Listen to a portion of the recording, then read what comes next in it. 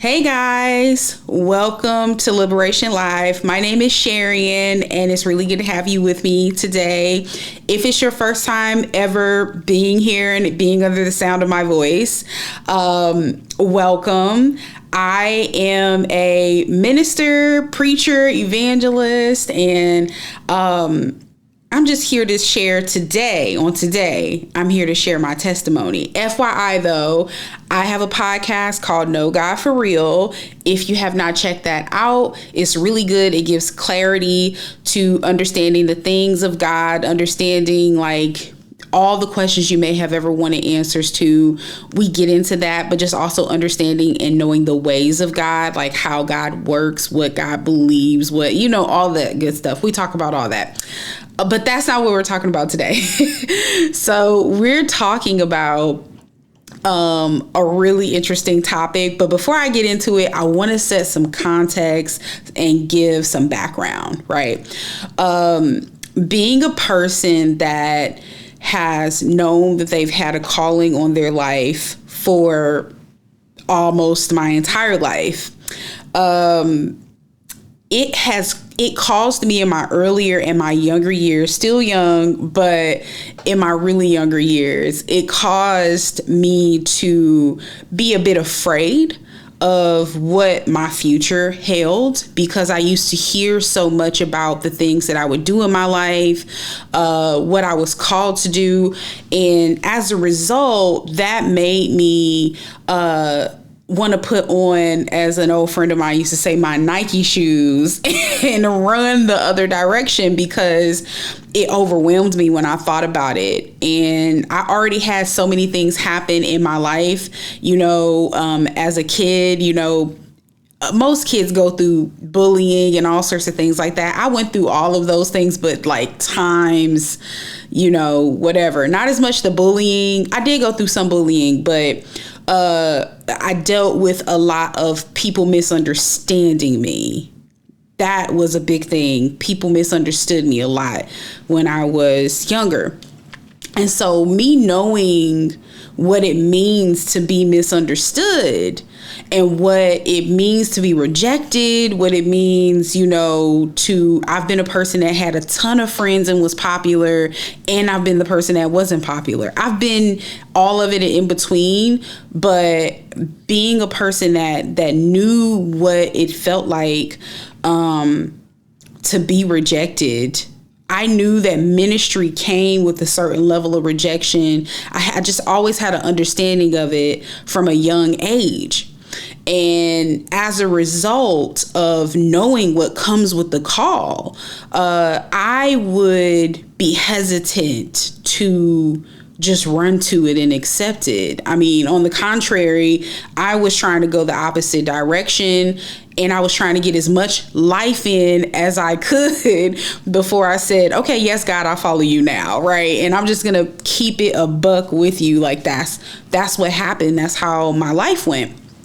And so the thing about that is God knows us. He knows what it's going to take to pull us into alignment with him, to get us to begin to follow him. And he knows exactly what to show you also. And with me, one of the things that I noticed was happening was I kept going through really peculiar experiences, and people that are in ministry will tell you that if you are in ministry or called to ministry, often you will have really interesting situations happen to you, especially if you have certain types of ministries that you're getting called into. Not all ministry is the same, but if you have a certain type of ministry or you sit under certain parts of the fivefold ministry, which is another topic for another day, they tend to have more interesting things happen to them, tend to also have some more trauma attached to that. And so my story is not any different. Like I have all of those markers for the making of a called person in Christ. And so essentially what would happen in my childhood and in my teens and young adult years was God knowing that I was afraid of beginning to walk into the call, and also that, I wasn't a person that began to follow Christ because my life was going so badly. You know what I mean? Like, I have some situations where things weren't going great or how I expected them, but I was living life in college, in high school. I was absolutely partying and having a really good time. And I remember that, I didn't want to let go of the life that I was living, but I always loved Jesus. I was the person that might be in the club and I'll talk to somebody about Jesus while I'm in the club. I might go dance, come back, talk to somebody and explain to them how much I loved Christ. Like, that was not abnormal for me. And so, I always saw the makings of that. But one thing that was interesting about it was that, when you have a calling on your life, there is it's not just God who knows that. You know what I mean? In the spiritual realm, we don't know all the ways and how, but the enemy also knows that you have a calling on your life. And so when you begin to find out those details and the markings begin to show on your life that you're called, right? The enemy will also begin to go a bit on, he begins to get some strategy and become very strategic in how he deals with the fact that you're called. He will set up certain things. And the reason why ministers, by the way, in their childhoods and young adult years will have interesting lives has a lot to do also with the enemy, because he sees the markings on their life. Again, we don't know all the ways and how. We don't know if he knows out of the womb or if he figures it out soon after, but he knows. And you will notice that there will be certain things that happen to children that are called. They will come under certain scrutinies and attacks that are just not normal not like normal regular attacks that a child may go through. They may have more near-death experiences. It's all kinds of things that happen. And my story is no different from that. I had all of those things happen. And what I noticed, and the reason I'm telling you this context and giving you this background, is because of the fact that I noticed the more I walked on the fence, go to church on Sundays, talk to God, have a relationship with God, but not truly following him and submitting to him, it put my life in a certain amount of danger where I was within the grasp of the enemy, because I gave him so many open doors into my life because I wasn't living a submitted life to Christ. And when you're not living a submitted life, but you are marked and called, it is a dangerous line to walk. And a lot of people, might not make it out of that. I believe that God's sovereign hand was on my life protecting me, because he's said it so many times and I've seen it so many times. There was no other explanation as to how I've made it through so many things, how I made it out alive. Like, I should have been gone. That's just the best way for me to put it, is I shouldn't have made it out alive out of the numerous things that I've gone through that the enemy, attacked me with. And this is one of those examples. So without further ado, let me get into this story. Okay. So, I remember I was in graduate school, I believe. And I had a friend that was getting ready to get married, a really close friend that was getting ready to get married. And she was going to have a destination wedding. And her destination wedding was in Panama City, Florida. And she used to love Panama City, and we would go down there and party sometimes. And, so that was like her spot. She wanted to go ahead and get married in Panama City. And so I was so excited for her wedding, and I didn't have a date for the wedding, but I knew, you know how weddings go. So I was just like, who am I going to bring with me to this wedding? So I decided to bring my guy friend, who was literally like my best friend. And there was nothing ever happening there. But I brought him with me so we could at least have fun and make it like kind of a vacation, you know what I mean? And so, because we had been dying to go on a vacation, but we were broke college students back then. And so you couldn't just get up and go on a vacation when at least I couldn't. Don't know about you. But essentially what happens is I invite him to come and he's like, yeah, I'm down. Let's go. And I tell my mom, I want to say I tell my mom at the last minute. And what's really important to know about my mom is my mom has always been a person that has a seer gift, meaning that, in a very strong level of discernment. If I was dating somebody, if I was getting ready to go somewhere and there was trouble ahead, my mother could see the trouble. She could literally tell me, I saw a vision of you and you was doing this, and she would be right. Sometimes, I remember one time, I'm gonna share this story another time because this was a really funny story. One time I went on a double date before I was allowed to date, and the Holy Spirit told my mother that I went on this date when I told her I was just hanging out with my friends. And I got my butt tore up so bad that night. It was not even funny. I mean, tore up.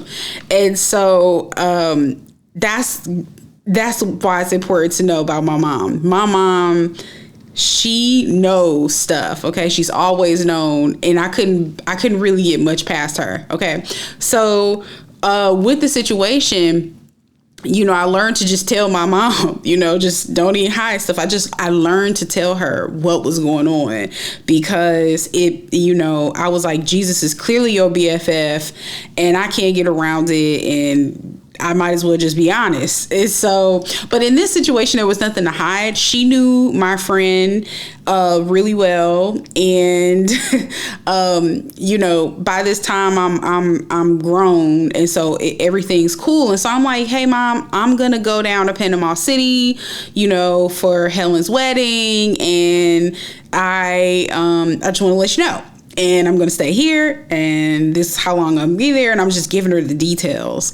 And so, she doesn't say anything, I don't think, right away. But I go about my little business, and I remember her telling me shortly after, she's like, I don't like this trip. And I was like, why? Why don't you like the trip? I'm only going to be there. I think I was only going to be there for like 3 or 4 days. And she was like, I don't like the trip because the Lord is telling me something is going to happen on this trip that's really, really dangerous. Like it's like the enemy is going to attempt to take your life. Like something bad is really going to happen. And I see it as a very dangerous situation.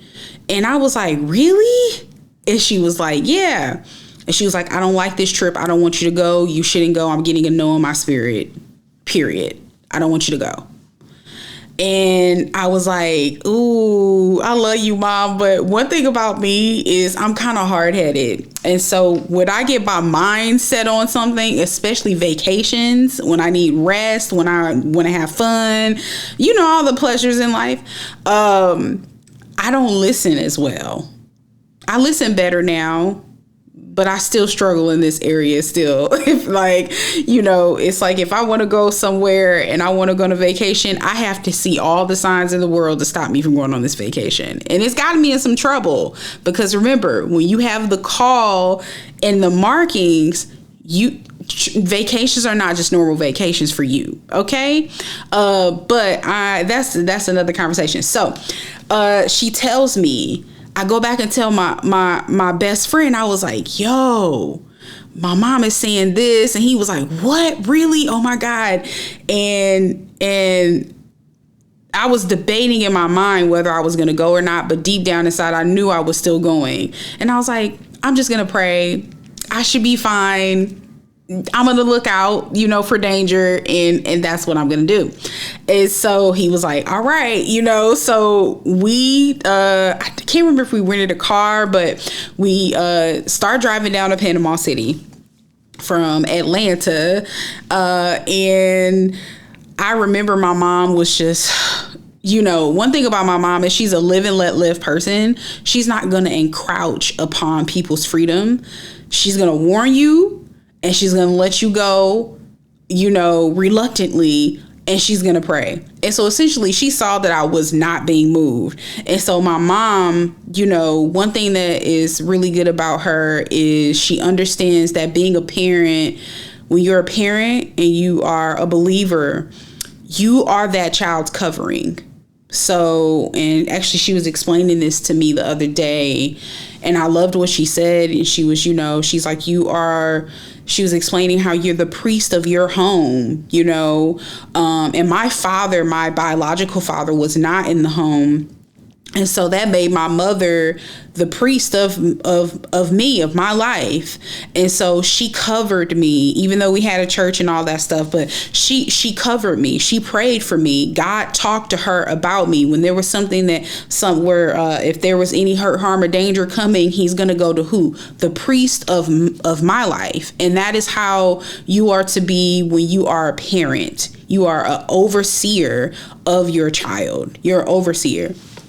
And so she immediately went into overseer mode. OK, she was like, all right, she going anyway. All right, let me go ahead and start praying. Excuse me.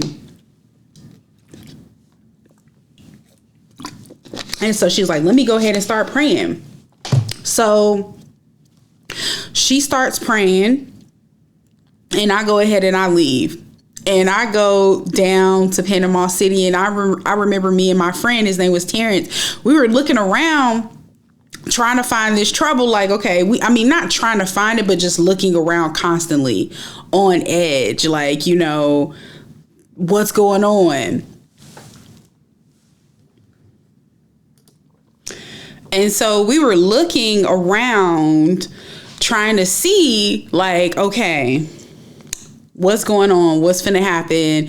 We checking everything. We're being extra careful. We're driving extra careful, whole nine. And I remember as soon as we get into Panama, like we're like right down the street from the hotel.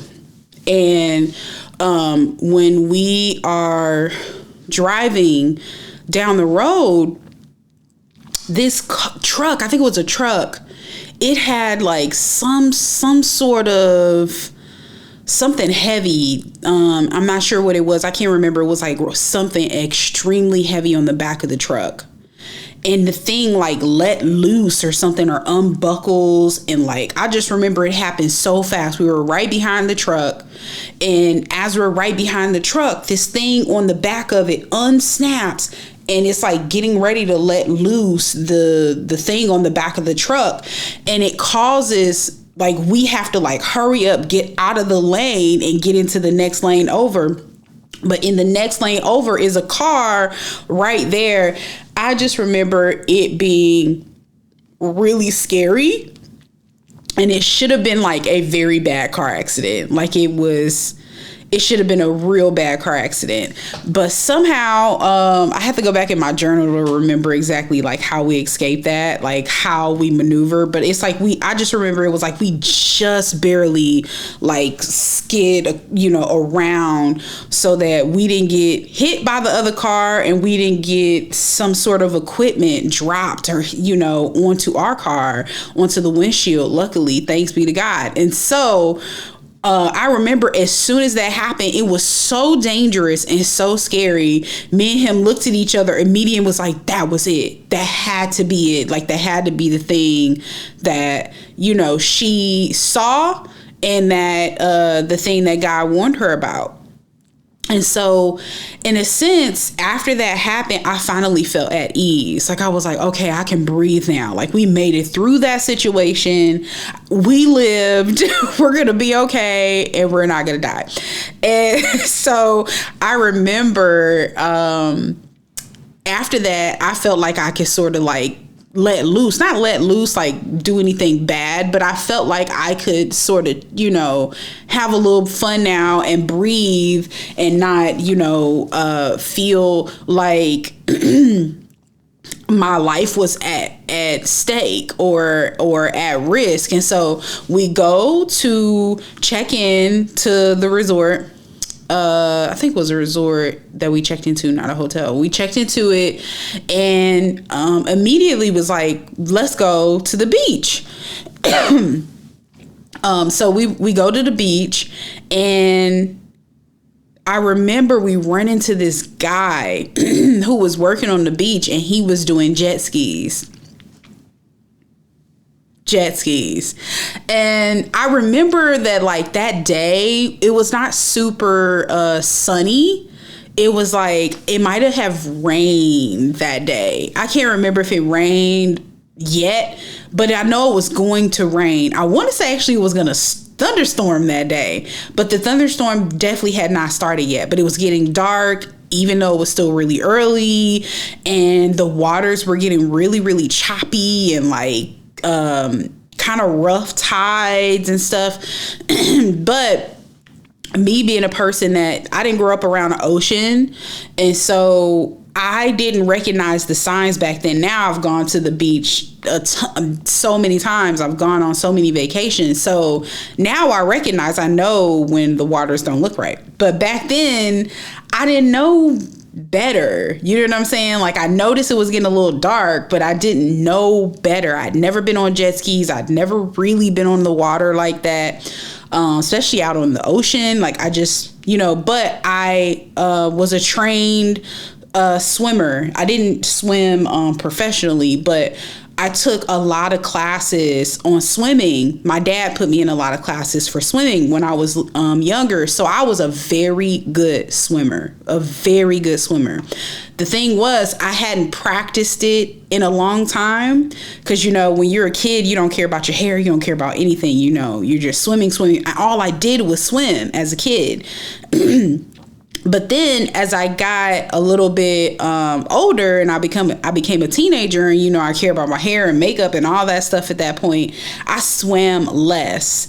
And so now at this point, I'm swimming like sparingly, once every couple years or something like that, 3 years or something like that. And so it had been a while, but I still felt confident in my swim skills. So he said, hey, let's go out on the water. I want to take you out on the jet skis, and this will be a really good experience for you. He's just like hyping it up. He's like, he's telling us all the tricks he does on the water, and he's like, yeah, I know how to do this, I know how to do that. And he's like telling us how he likes to make it really adventurous and fun. And I am a thrill seeker. I am the person that was going to Six Flags at least once a year, maybe 3 times a year. I was a person that was going to, outside of Six Flags, I'm going to other bigger amusement parks, more thrill seeker amusement parks. That's what I did as a kid growing up with my dad. And so I love stuff like that. So as soon as he says that, I was in. Like, I was like, let's do it. And my friend was like, yeah. He was like, the only thing is that the waters are getting kind of choppy, so you guys have to be my last one, because, the waters are getting rough and it's getting dark outside, even though it was still daytime. And so, we were like, okay, cool. We get to be the last ones. Dope. So we go ahead and get on the jet skis. Okay. We get on the jet skis and we go out. We go out onto the water on these choppy waters. And I remember he takes us out so far, bruh. I mean, far out on the water. I felt like he took us so far. I remember looking back at the shore and not being able to see people. And the shore was filled with people. It was so many people there that weekend. So it was like, the people looked like, if I could see them, they looked like ants. Like, they were so small. And that's how I knew we were extremely far out. And so he began to do the tricks on the water. He starts going fast. He says, are you ready? And he told us like the certain signs to do if he starts going too fast or we want him to slow down. And he's like, if you want me to slow down, just say this. If you want me to speed up, say that. And I just remember that sounds really good, like in theory. But then when you start actually going in the water, the jet skis are extremely loud. They are so loud, you can't hear each other. Me and my friend are right next to each other on jet skis. Like, his jet ski is right next to mine.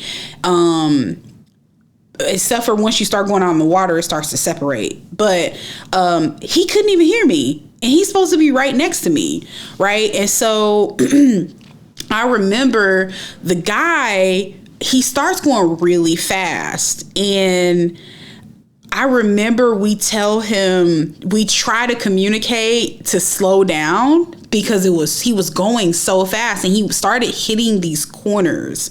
You know what I mean? Like, he would turn and turn and turn, and he's just getting faster and faster. And I remember it was so slippery. The water's hitting the handles on the jet skis, and I'm struggling to stay on. It's like butter at this point, trying to hold on, and my hands are slipping, and his hands are slipping, because I can see his hands both of our hands are slipping. And we're like, how in the world are we supposed to stay on these jet skis? Like, how? Like, he's trying to throw us off these jet skis, and I didn't want to be thrown off jet skis. Like, I didn't have a desire to be thrown off. I wanted to stay on the jet ski. Okay. And so I remember that he hits this one turn, and it was so sharp.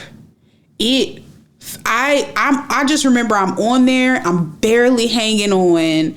My hands are like butter, hanging on to the jet skis. He hits the turn, and I just remember being thrown off the jet ski, like way off, like just gone. Like, I mean, it was fast. Like, I was gone. I was like, oh my God.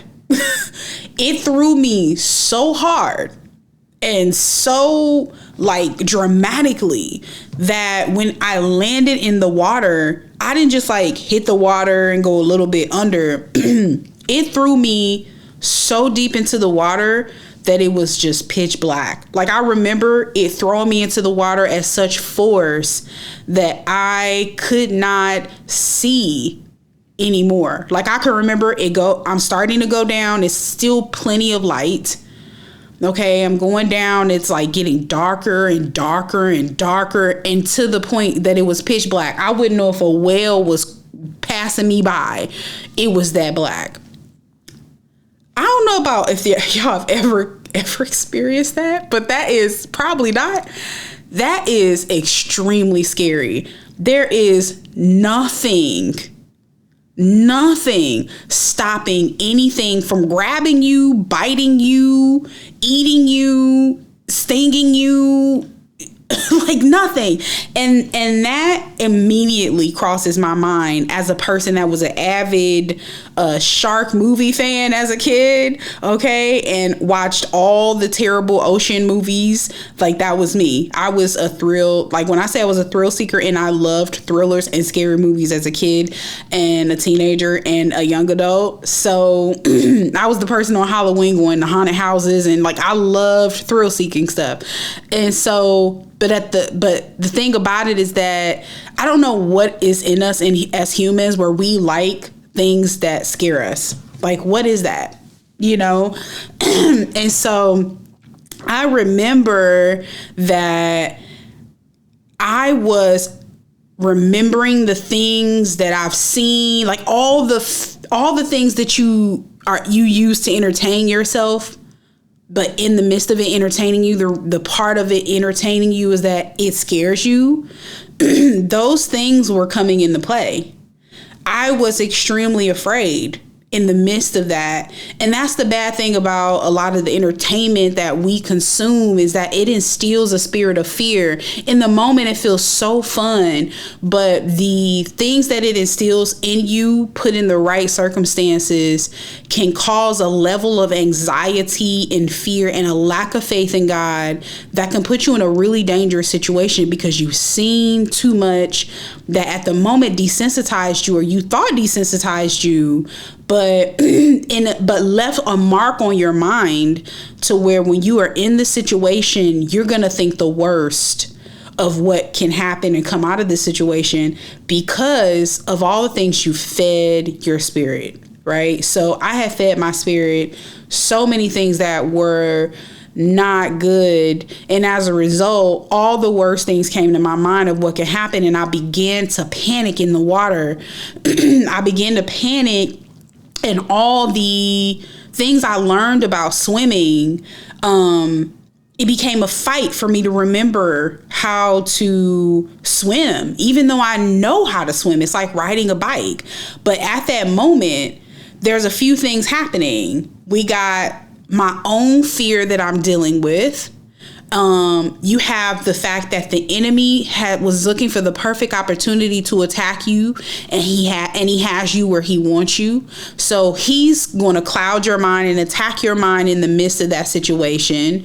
And also you have the natural. I'm fighting against rough tides. So the thing about swimming in a pool or shallow water is, you can it's somewhat controllable. It's not moving really.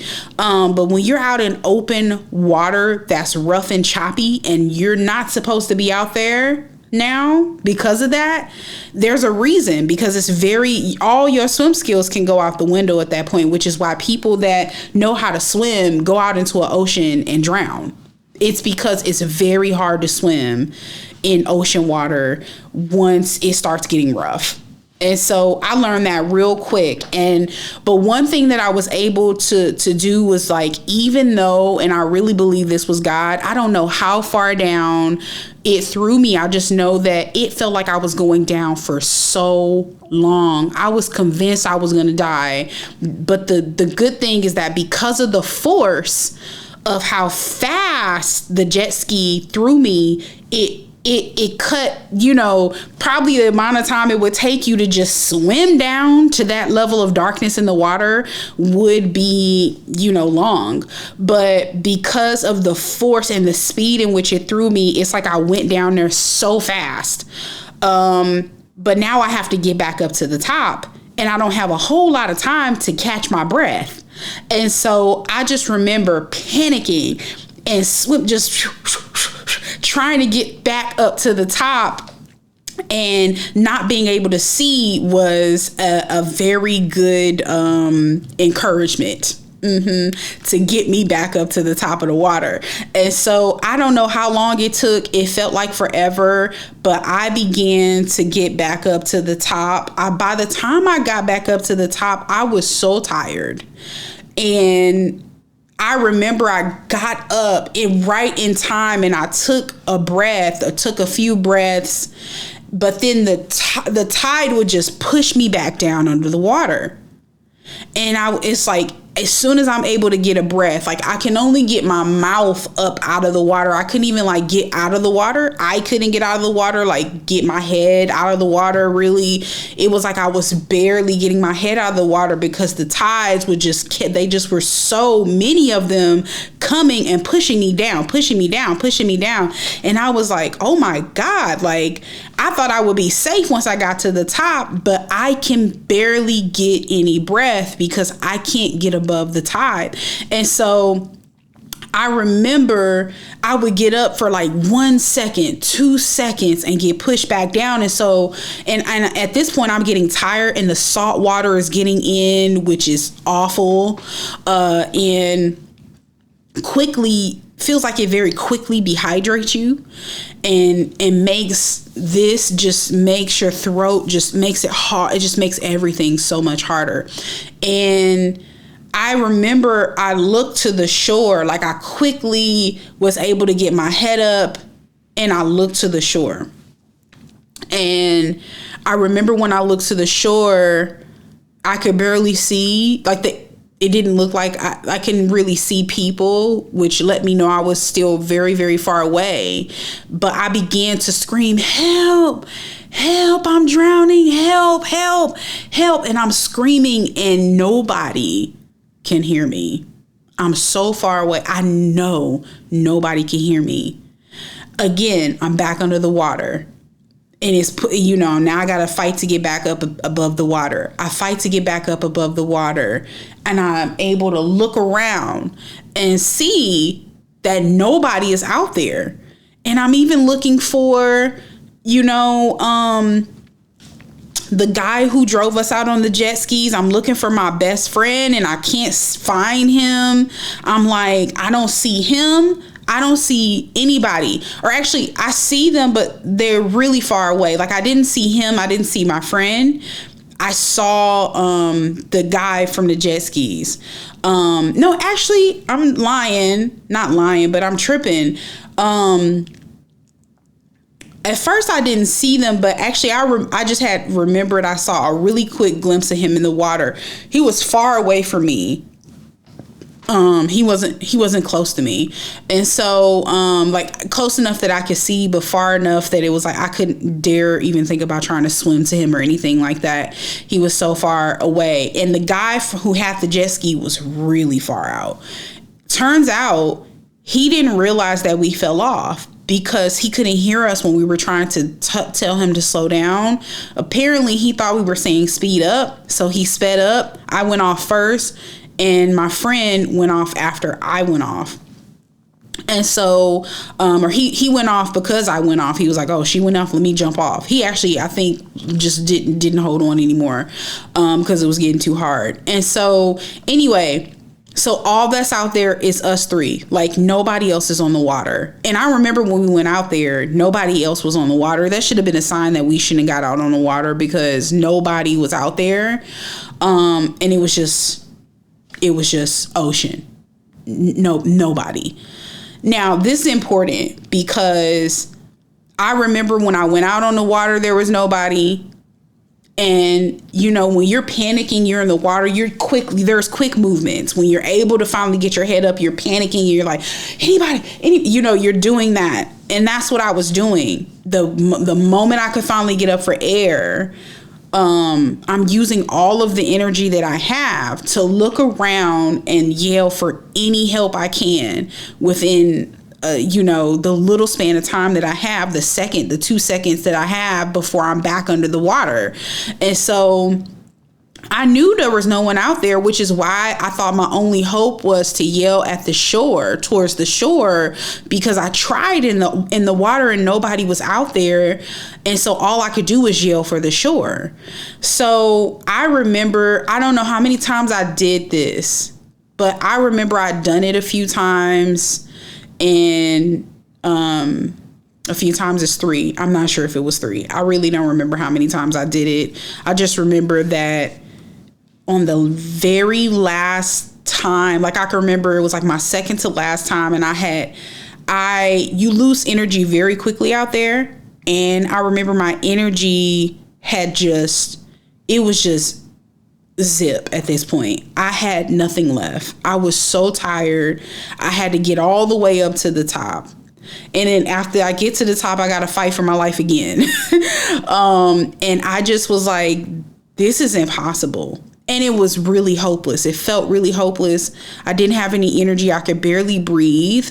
Because of other health issues, I'm a person that gets really short of breath when exercising. Like I have asthma, and I got some other stuff that was happening that caused my breath to be very, like, you know, I can't run long distances and all that without losing my breath and having to stop. I've always been that way.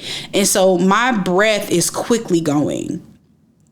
I can feel inside of me that I only have one more time to ask for help. Like, I literally said it to myself. Like, I said, I've got one more time to get above the water before I'm done, because I don't have any more energy or breath or fight to be able to fight any more of these waves.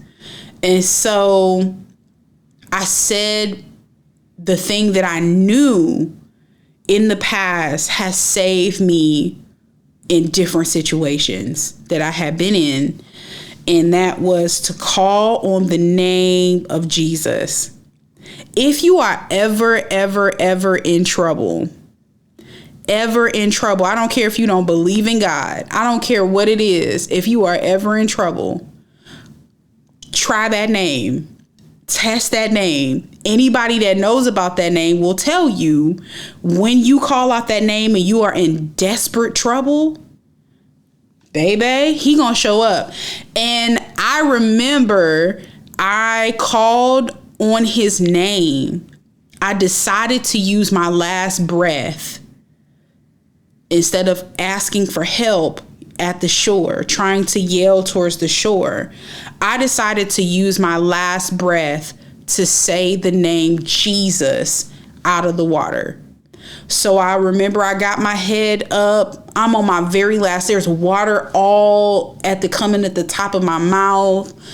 And I'm spitting out water. And I was just like, Jesus. I call his name as best as I can. And I remember as soon as I call his name, out of nowhere, I promise you nowhere, I hear a man's voice behind me, like right behind me. And when I hear him, and the funny thing about it is I didn't hear him ride up.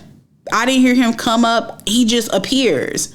And the thing about it is, like, when you're panicking like that and you're looking for help, you're going to hear every little thing. I remember hearing so much in the waves. I remember hearing just every little thing. I could hear the faintness at the shore of the people as I felt like I was drowning. I heard every detail when I was out there, and it's almost excruciating because you feel like you're dying.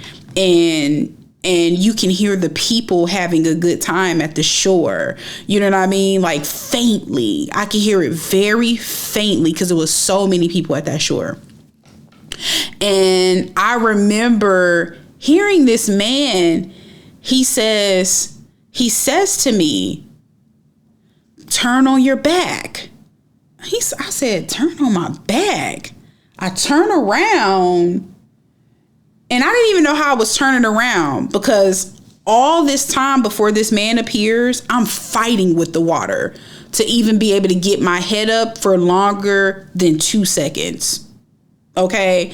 I can't even stay above the water, like a little bit. And for some reason, I'm even able to hear this man try to start a conversation with me. So that's the first thing that was like, wait, this ain't right. And he says, turn on your back. And I was like, I'm able to turn around in the water, and I see it's this white guy on a jet ski. It was a white jet ski. I will never forget this man's face. He like a regular guy, regular dude on a jet ski. And he says, and I turned to him. Now, he has space on the back of his jet ski. He could have put me on the back of that jet ski. He does not put me on the back of the jet ski. He just says to me, turn over on your back. And I yelled to him. I said, I can't. The water's too rough. I can't turn on my back. I can't get up above the water. I already tried.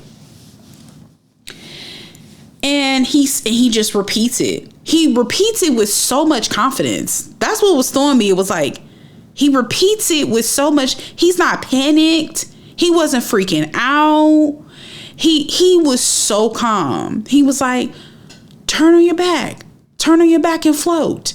And he was so assured of himself, saying, get on your back and float. I was like, at the moment, I thought this was the dumbest thing I had ever heard. Get on your back and float. But I also, as all of this is happening so fast, I'm like, how did you get here? I can hear a jet ski. How in the world did your jet ski get here and I didn't hear your jet ski? It's not possible. And I remember I said, okay. And I said, I'm going to try. I'm going to try. But a part of me was a little upset with him, because as I'm telling him I'm going to try, I'm thinking, why in the are you not putting me on the back of that jet ski? Why have you not put me on the back of this jet ski, sir? Like, I'm upset that he has not put me on the back of this jet ski. And you see I'm drowning and you just gonna, tell me to float, And so I was feeling some type of way about that. But at the same time, so all this stuff is happening so fast. You don't have time to be upset or anything. But it definitely was crossing my mind. I didn't understand why he didn't put me on the back of his jet ski and just take me back to the shore. But I said, fine. I told him I would try. In my mind, I'm thinking it's not going to work because the waters were so rough. I couldn't even keep my head above the water. And all of a sudden, this man is telling me to float. And I'm like, do you not see the water that we're on? But here's the second thing. He says, turn on your back and float. And when he says this, and I said, okay, I'll try, I noticed all of a sudden, the water was calm. Now, the water was just rocky and choppy and feeling like it was going to swallow me alive. And all of a sudden, this man says this one sentence.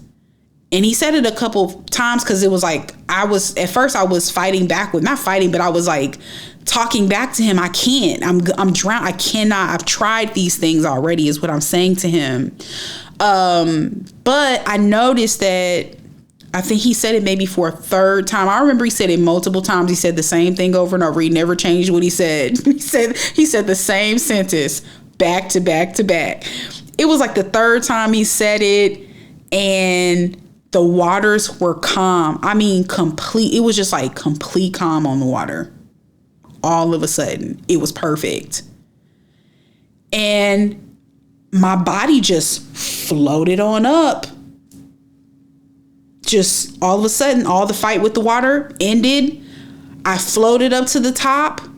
I laid on my back in the back of my head, and I was fine. And I remember I turned back to look at him and say, thank you. And he was gone.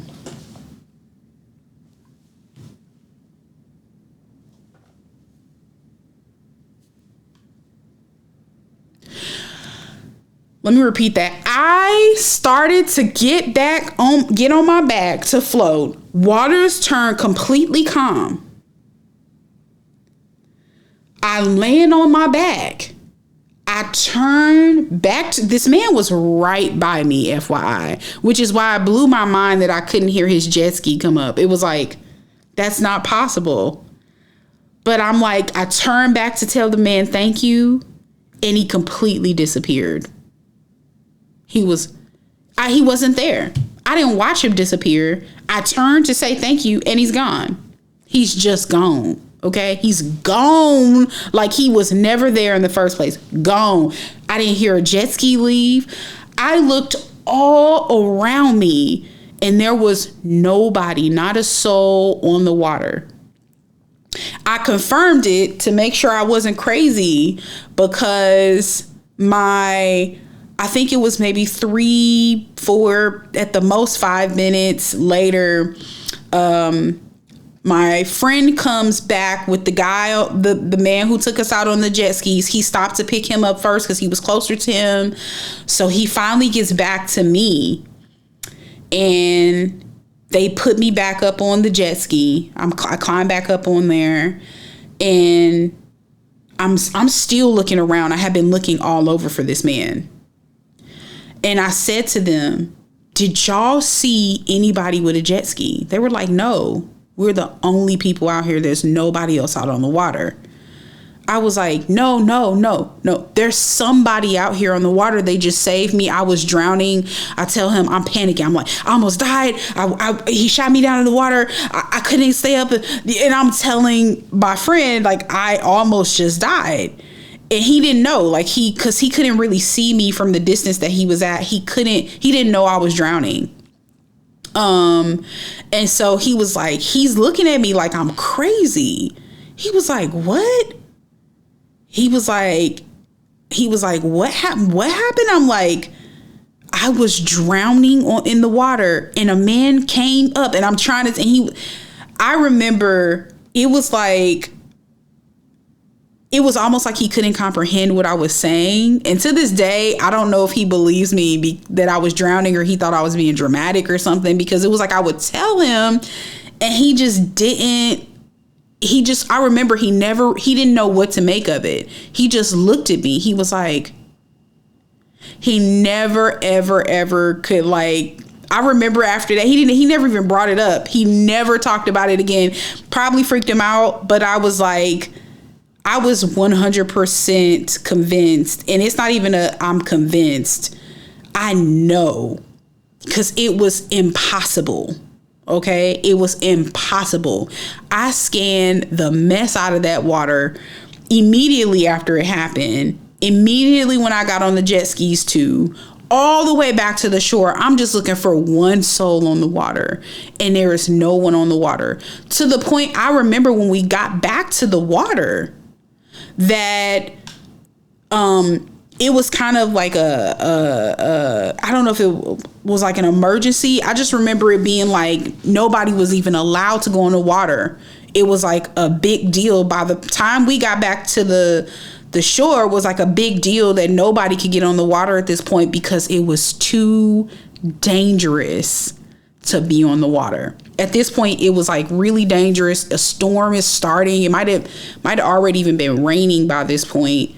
I remember a storm came immediately after the situation, or like right as we're coming. Actually, it might have been as we're coming to a close. I feel like I remember being like soaked and continuing to get soaked or something. But I just remember it was also really dangerous to get on the water, and we didn't realize how dangerous it was to be in the water, and that we were never ever supposed to be on that water until we got back to the shore.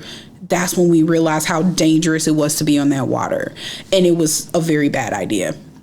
A very, very bad idea.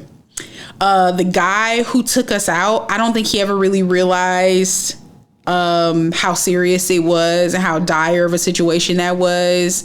I didn't really address him about it. I was so thankful to be alive, and I was so shook that I knew I saw an angel, that I wasn't even really thinking about him. All I was thinking was, I just got saved by an angel in the Gulf of Mexico. I almost drowned in the Gulf of Mexico. And I'm thinking about my mom, and I'm like, oh my God, I gotta call my mom and tell her this just happened. She was so shook, and she was like, I have been praying for you nonstop.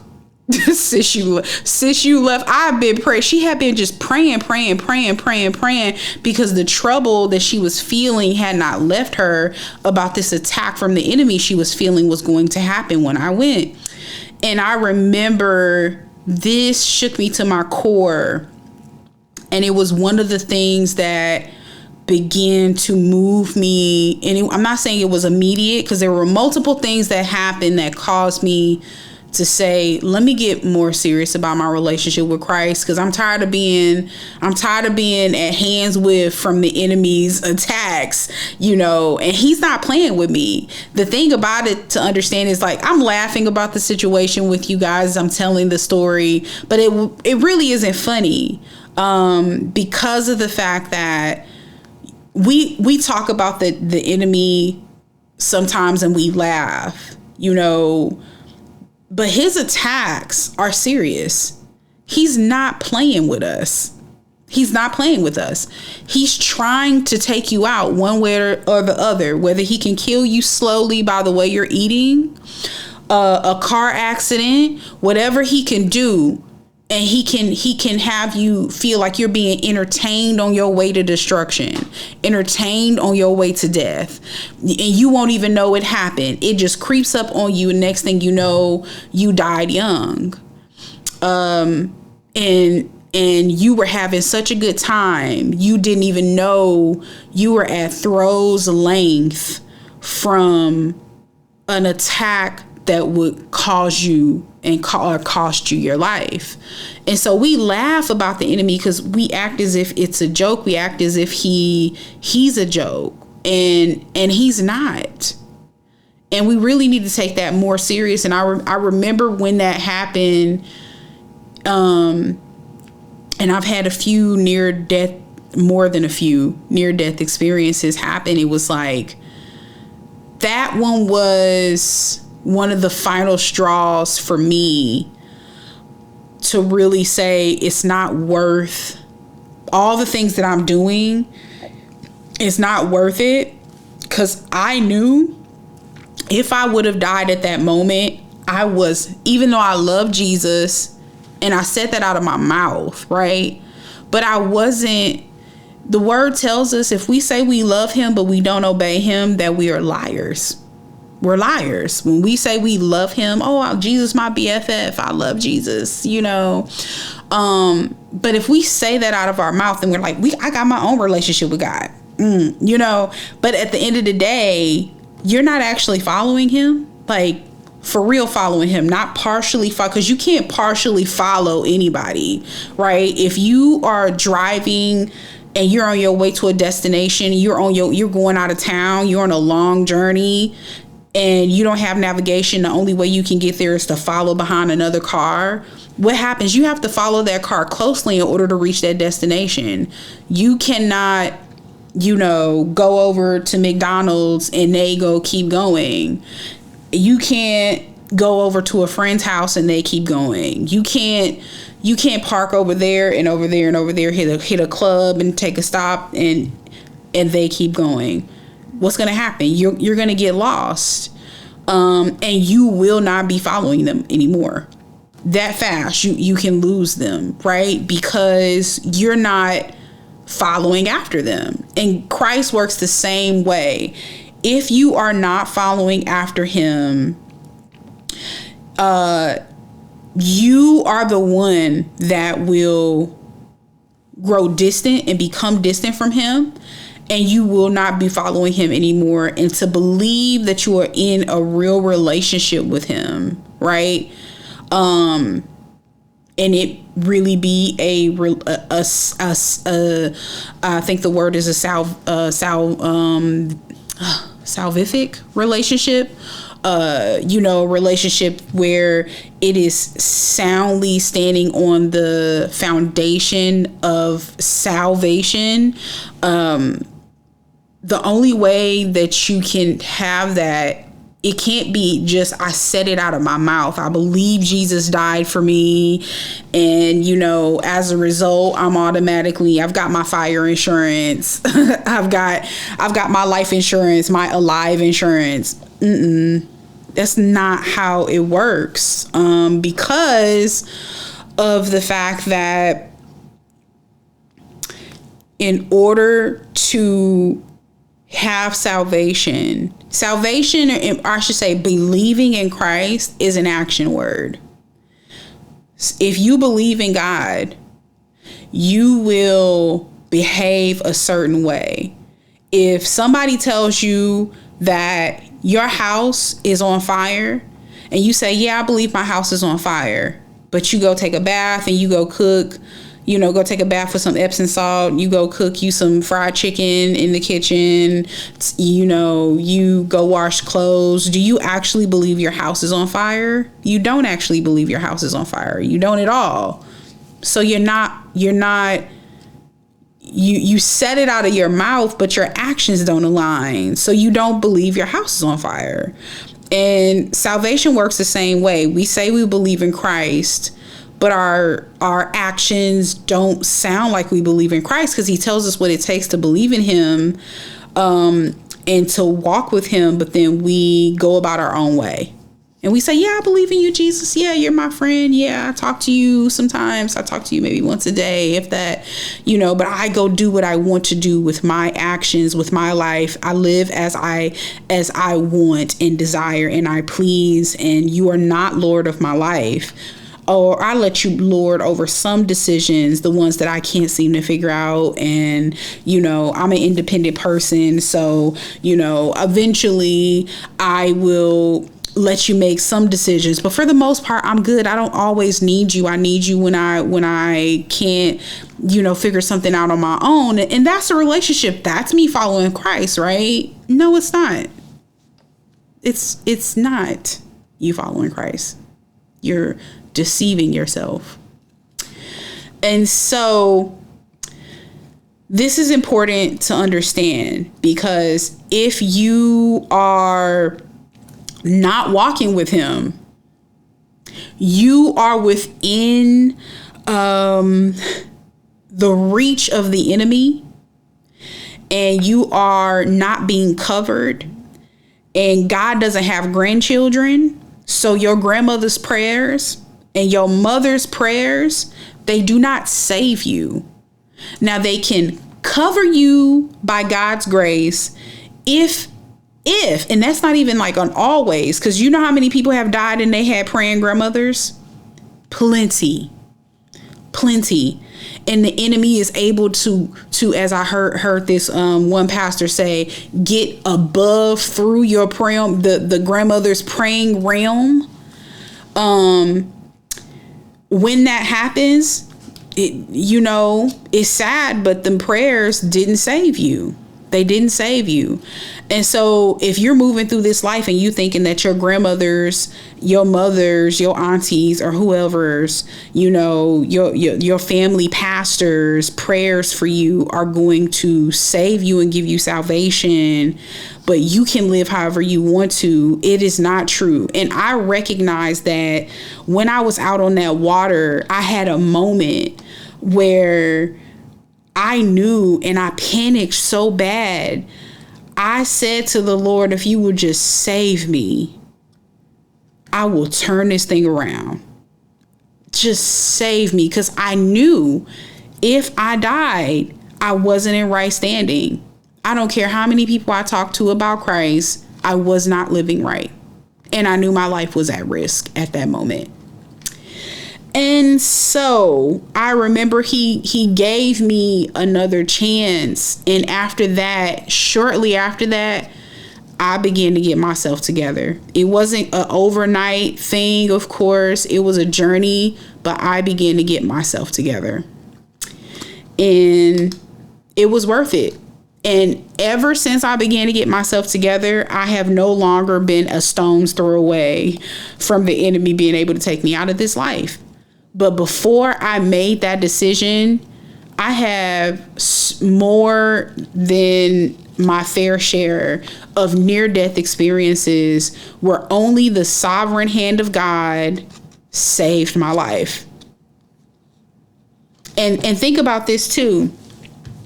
God had my mom praying for me and interceding as my covering. Why? Because I wasn't praying for me. The strength of my relationship with Christ wasn't strong enough clearly to cover me, because he had to have a whole intervention with my mother and tell her that my life was in danger. And if my life was not truly in danger, he wouldn't have called on her to pray. So even though I was called, a called minister a called person that God called a minister, but I was not yet walking in that calling. As a called person who's where God's hand was on my life wasn't enough to save me from drowning. It wasn't enough. God had to go get somebody to pray, to call on and pray on my behalf so that he can move on my behalf and protect me. But what would have happened if my mother was too busy, or she didn't hear, or she didn't have that gift? I may not be here today to share this story with you. I probably would have drowned in the Gulf of Mexico that day, because I should have. If it had not been for a mysterious man that pulled up on a jet ski who disappeared immediately afterwards, I wouldn't be alive. It took an angel and my mother being able to hear the voice of God to save me that day, even though I did not deserve to be saved. I didn't. I gave God wordplay. I love you. I love you. Yeah, Jesus is my BFF all day. I think I even might have had the Jesus is my BFF bracelet.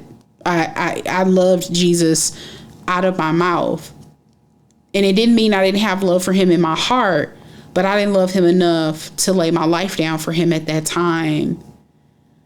And so when it became time where the enemy wanted to destroy me so that I would never walk into that calling, it was going to take a very supernatural protection that had to come from the strength of somebody else's relationship with Christ, not my own, because it wasn't there. Even though if you would have asked me back then, I would have told you I was one of those people that was like, I know Christ. I love Christ.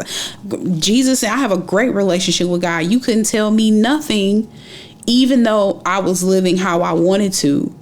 But all that stuff goes out the window when your life is flashing before your eyes.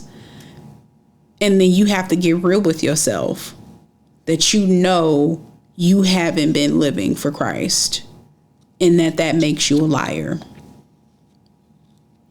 I'll leave off with this, with Hebrews 13, I believe it's 13:2.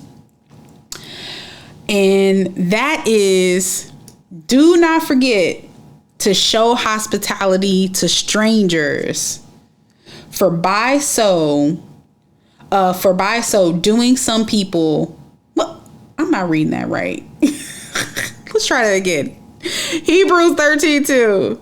Don't forget to show hospitality to strangers, for some who have done this have entertained angels without realizing it.